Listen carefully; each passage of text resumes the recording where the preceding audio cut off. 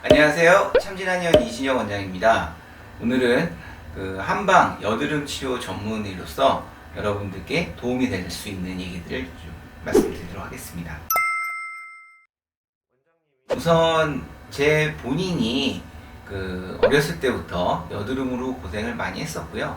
그리고 그 여드름을 해결하기 위해서 여러 가지 치료와 여러 가지 방법을 다 해봤었는데 확실한 효과를 봤던 적이 별로 없어서 제 가려운 부분들을 한번 좀 해결해 볼 수 있지 않을까 라는 그 생각으로 처음 치료를 시작하게 됐습니다. 제가 여드름 환자로서 치료를 받아보고 또 여드름 치료를 본격적으로 해보겠다라고 공부를 해보면서 느꼈던 게 압출이 굉장히 중요하다는 거였습니다. 근데 제가 예전에 치료받았던 경험을 다시 되돌려 봐도 제대로 압출을 해주는 병원이 단 한 군데도 없었거든요. 그래서 본격적으로 이거를 압출을 제대로 할 수 있는 병원, 그리고 거기에 여드름을 좋아지고 나서도, 그러니까 일단 치료가 되고 나서도 잘 유지가 될 수 있는 치료를 하는 병원을 한번 만들어 보자라고 하는 게 그때 처음 병원 시작했을 때 제 생각이었고요. 그리고 과거에 피부과든 한의원이든 마찬가지지만 여드름 치료를 표방하는 병원 중에서 의료진이 직접 여드름을 압출을 하는 병원은 전혀 없었습니다. 요즘은 조금 생기고 있는 걸로 알고 있는데, 근데 단순히 의료진이 하면 더 잘하냐? 꼭 그렇진 않지만 본격적으로 이 피부의 어떤 생리와 여드름의 구조를 알면서 전문적으로 이거를 제거를 하기 위해서는 기본적인 지식은 있어야 되거든요. 이걸 제대로 해보고 싶은 그 욕심이 처음에 제일 컸었습니다. 저희 병원에서 만족을 많이 하시는 분들은 치료 경험이 많으셨던 분들, 다른 곳에서, 그리고 굉장히 심한 여드름, 난치성 여드름 환자분들의 만족도가 가장 높습니다.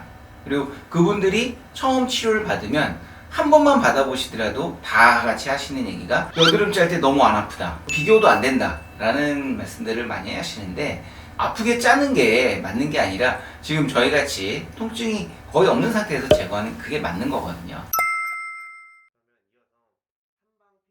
절대 그렇진 않고요. 피부라고 하는 구조는 약을 먹어서 약이 도달하기까지 굉장히 어려운 부분에 해당이 됩니다.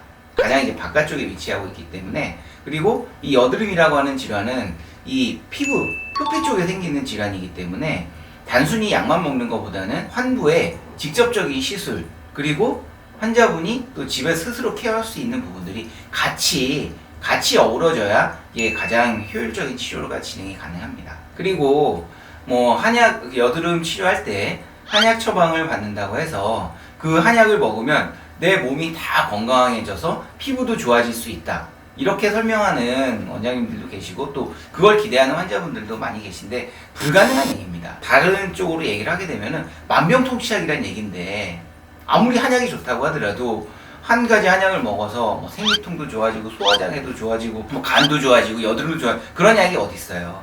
그러니까 그런 쪽의 한약 처방을 기대하는 거는 그건 좀 안 맞는 거고, 이 여드름이라고 하는 질환은 만성염증성 질환입니다. 그렇기 때문에 이런 만성염증에는 항생제보다도 한약이 좀 더 효과적으로 작용할 수 있는 영역이 존재합니다. 여드름 치료 때 한약을 처방하는 이유는 이 만성염증의 원인을 치료하기 위해서 쓰는 거지, 만병통치약으로 온몸을 다 건강하게 해서 피부를 좋아지는 그런 개념의 처방은 아닙니다. 있고요. 얼굴에 뭔가를 할 때는 새로운 치료를 도입하기 전에 테스트 차원에서 하는 경우가 가장 많습니다.